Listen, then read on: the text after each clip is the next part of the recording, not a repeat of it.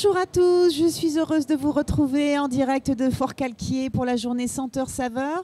Une journée qui sera également dédiée à la diète méditerranéenne qui est inscrite au patrimoine immatériel de l'UNESCO. Et aujourd'hui, nous allons vous proposer plusieurs conférences, échanges sur cette thématique. Et aujourd'hui, je suis avec Denis Léron, chercheur émérite à l'INSERM, expert en alimentation durable.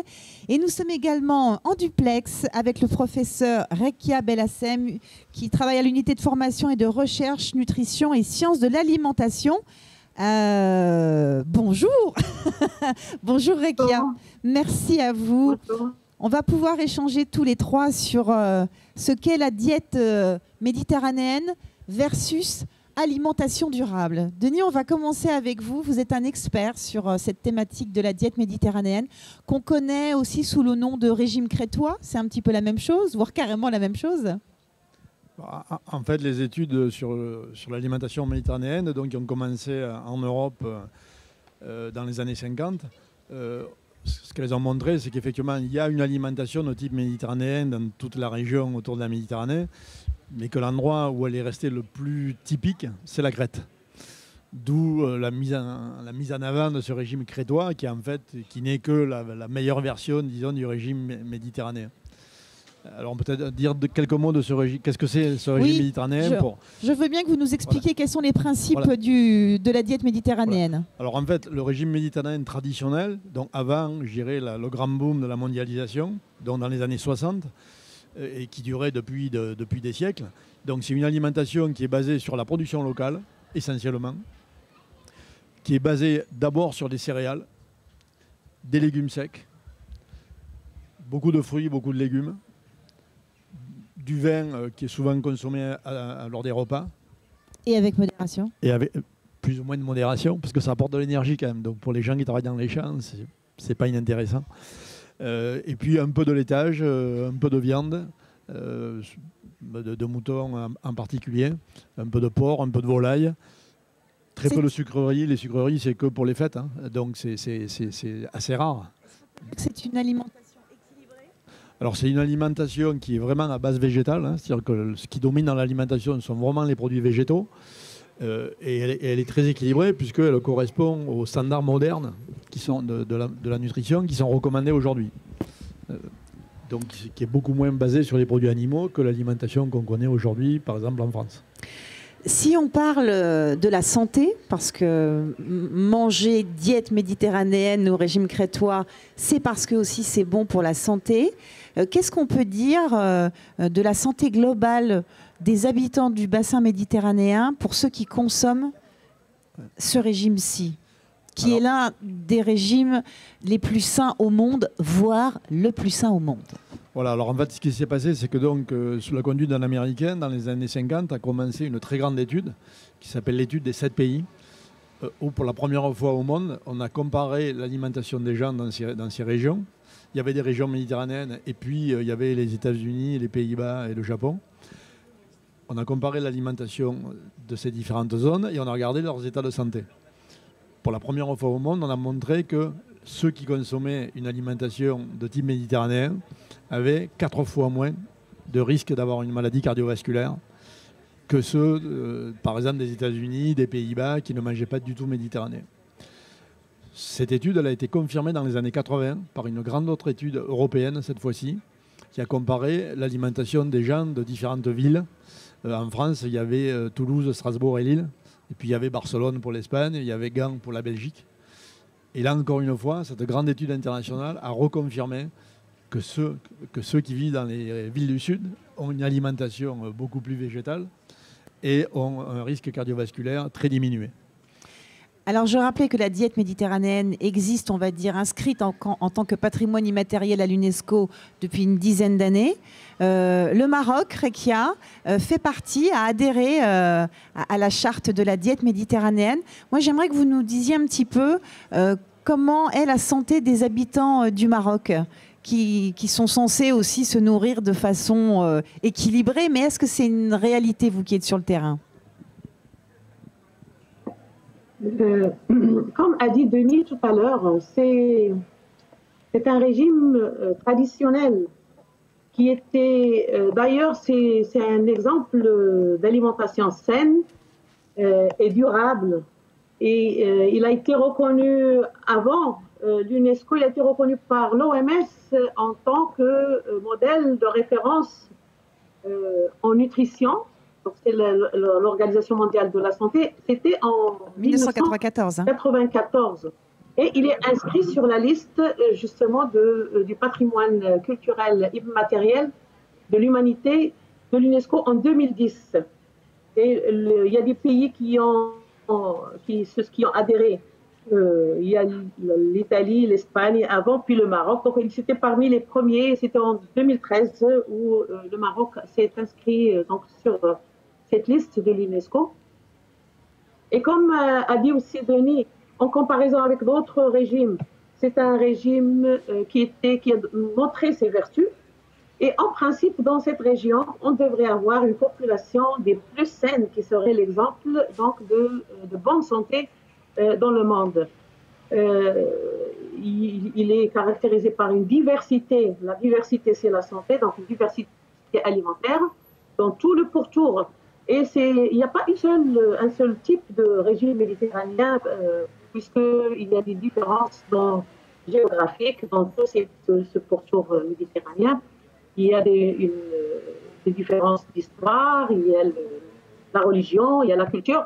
Donc, mais la base, c'est toujours, elle est donnée par la représentation graphique qui est donc la pyramide méditerranéenne et qui nous donne, visuellement, donc ça donne la composition qui repose sur cette diversité, sur une variété d'aliments et de groupes alimentaires. Dans chaque groupe, il y a une grande variété d'aliments, donc principalement une consommation de céréales, une consommation de tout ce qui est végétaux, donc fruits, légumes, des noix, etc., et qui sont source de fibres et aussi de vitamines, de composés antioxydants qui protègent contre les maladies qu'on voit aujourd'hui.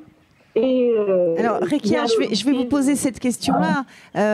Nous, on a bien compris que c'est un bon régime, mais ce que je ne comprends pas, c'est pourquoi les habitants, que ce soit au Maroc, il me semble que vous avez aussi beaucoup de problèmes de santé, comme chez nous en France. C'est ce que j'allais dire, d'ailleurs. Donc, cependant, avec toutes ces vertus, donc, il y a des changements économiques, il y a la globalisation, il y a l'urbanisation, il y a le style de vie qui a changé.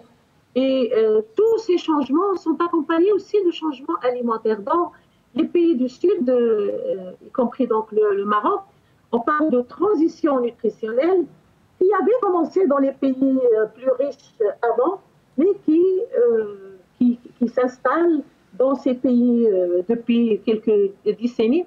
Et justement, cette transition, elle a entraîné un changement alimentaire et l'érosion du régime méditerranéen, donc notre régime traditionnel.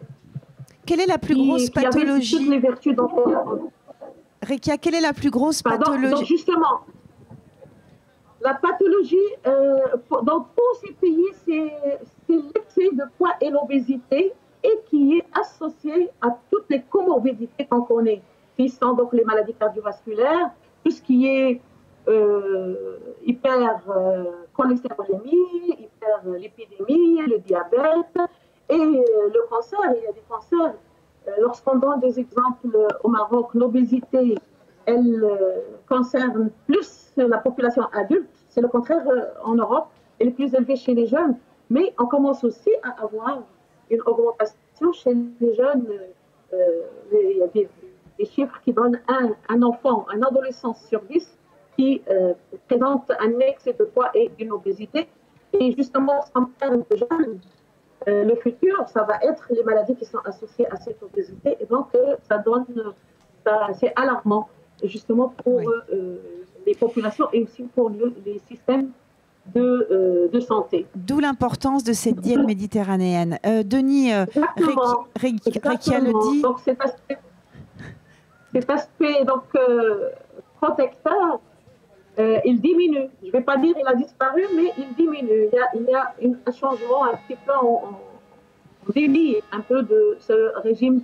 Rekia, je vais vous demander quelques minutes parce que nous avons la cloche du village qui sonne et donc du coup on ne vous entend plus.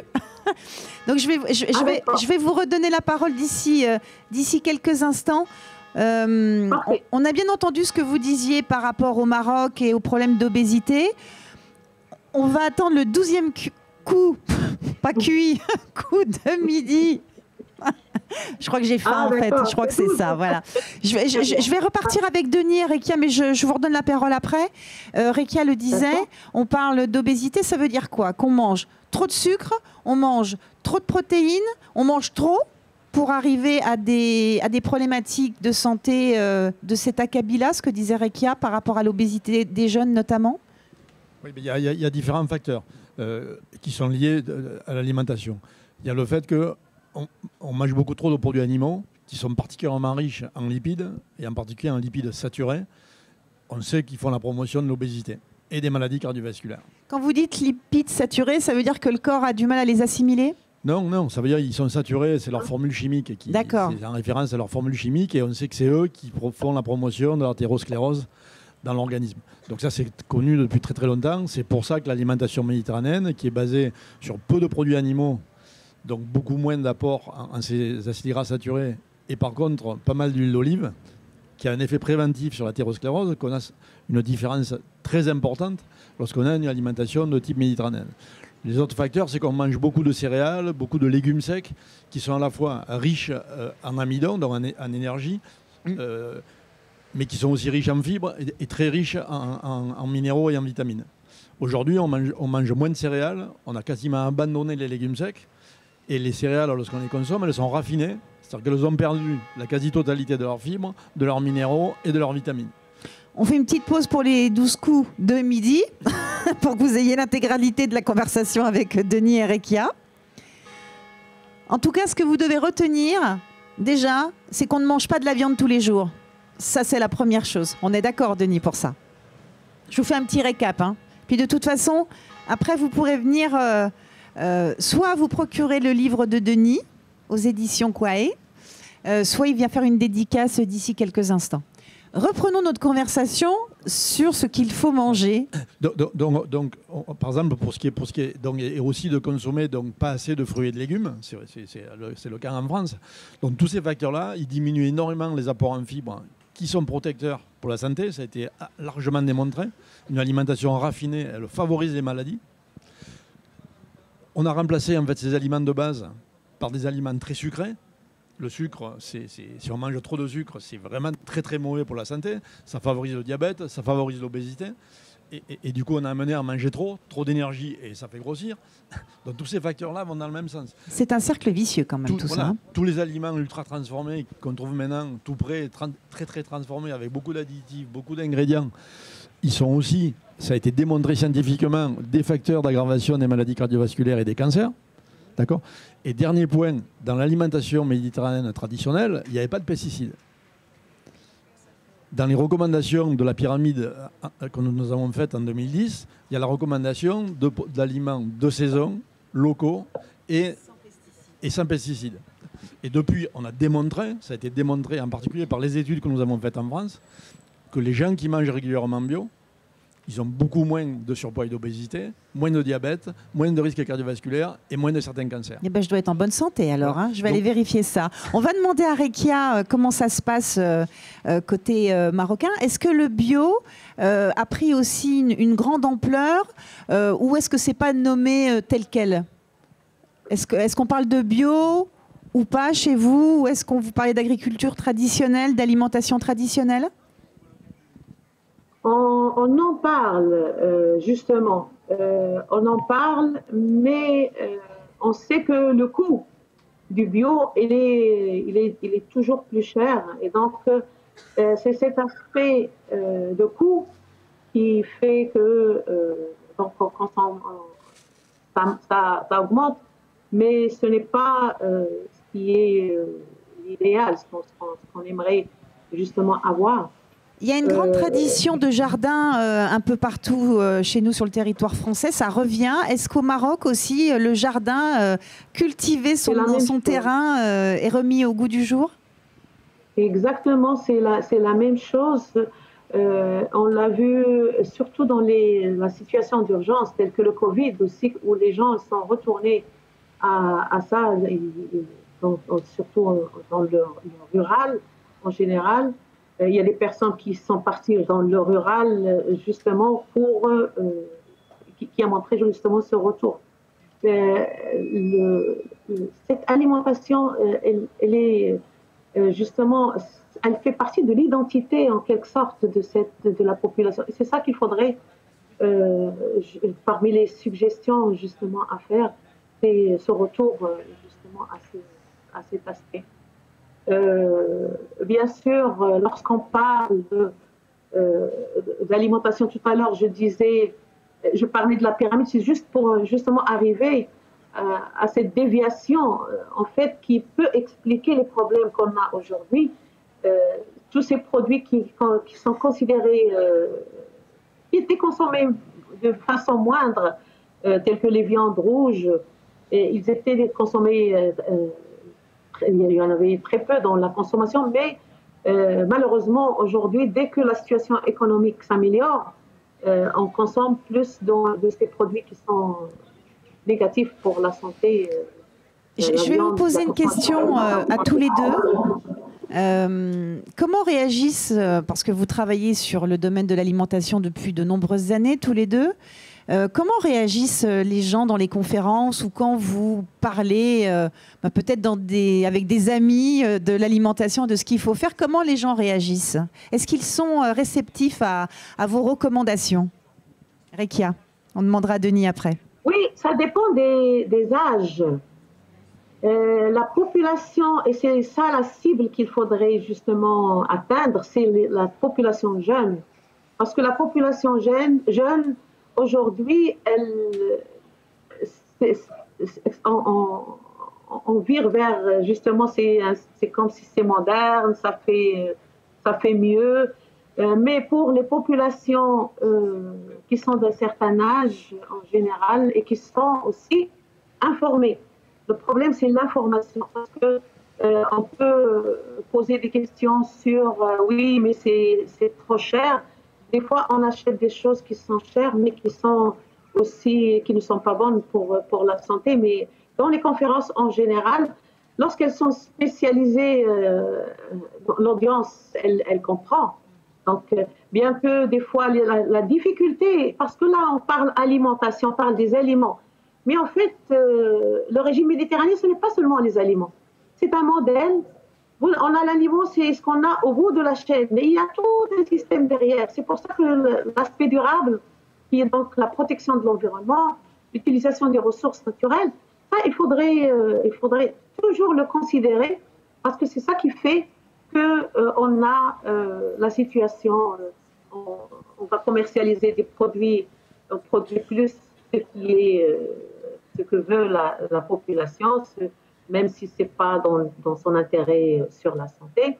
On veut faire beaucoup de bénéfices. Et donc, toutes ces considérations sont importantes. Elles sont globales. Et donc, le système alimentaire, lorsqu'on parle de système alimentaire, on parle de toute la chaîne. Et on va arriver aux fermiers. C'est là où donc, toute la chaîne est très, très importante à considérer dans le régime méditerranéen. Et donc, lorsqu'on considère toute la chaîne, on va comprendre tous les problèmes, aussi bien du bio, de l'utilisation des produits chimiques, de l'utilisation des ressources naturelles, etc. Et la difficulté que ça pose aussi bien pour les fermiers que pour justement arriver à avoir un produit qui représente notre régime méditerranéen. Donc vous voyez, messieurs, dames, Rekia est intarissable sur le sujet. On refera, je pense, des conférences avec elle. On ira même au Maroc la rencontrer.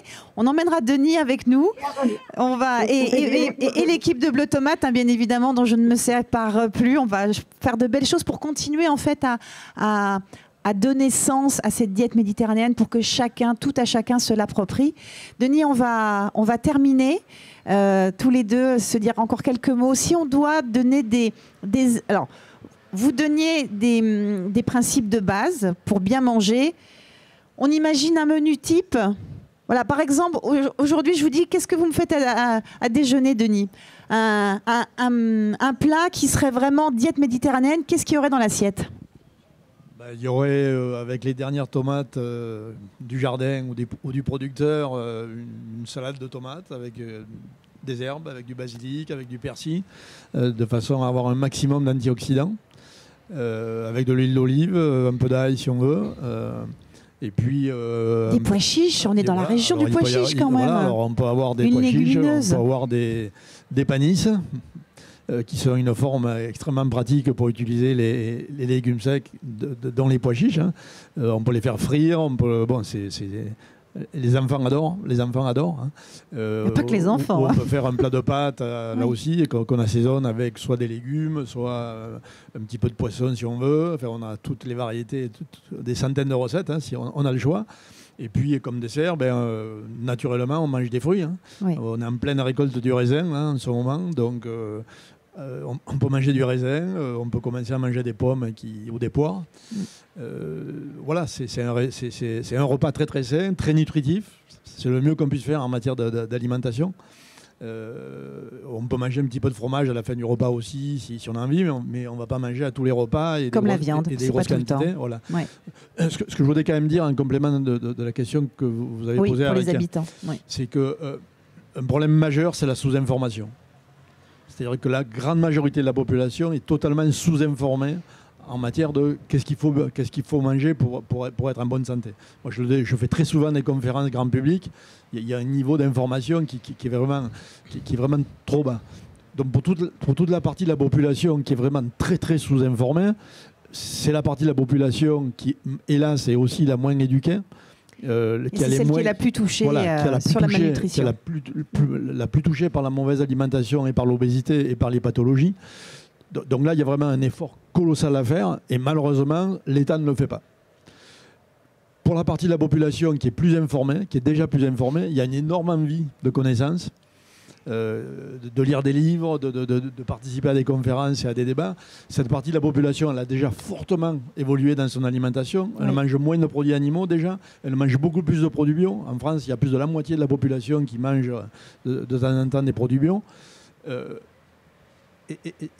Et donc, effectivement, il y a le facteur du prix. Mais ce facteur du prix, il faut le relativiser.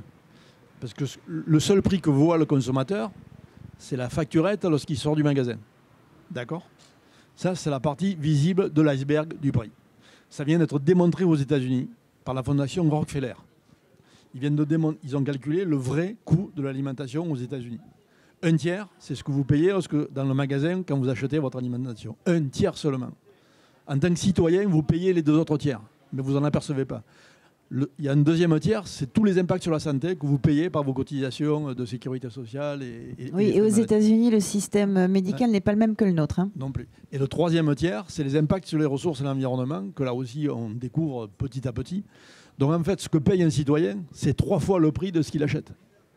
Donc il faut que les gens aient conscience de ça, quoi. Et donc il y a tout un système vertueux à remettre en route, qui est de payer un peu plus cher son alimentation pour les 90% de la population qui peuvent le faire. D'accord ? C'est un choix. Parce qu'on sait que ça va se répercuter sur une baisse des autres coûts. D'accord ? Par contre, effectivement, pour ceux qui ont des revenus trop limités, très limités, il y a 9 millions de pauvres en France, hein, ceux-là, il faut les aider. C'est la responsabilité sociale nationale d'aider ces gens.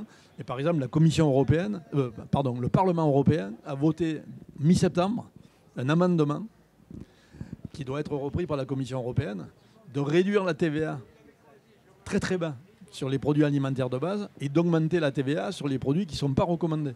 Et si vous prenez aujourd'hui les recommandations françaises, je parlais de sous-information. Qui est informé qu'en 2019, il y a eu de nouvelles recommandations alimentaires françaises. Il faudrait que ça soit suivi. Il faut manger beaucoup plus de tous les groupes de végétaux et moins raffinés. Il faut manger nettement moins de tous les produits animaux.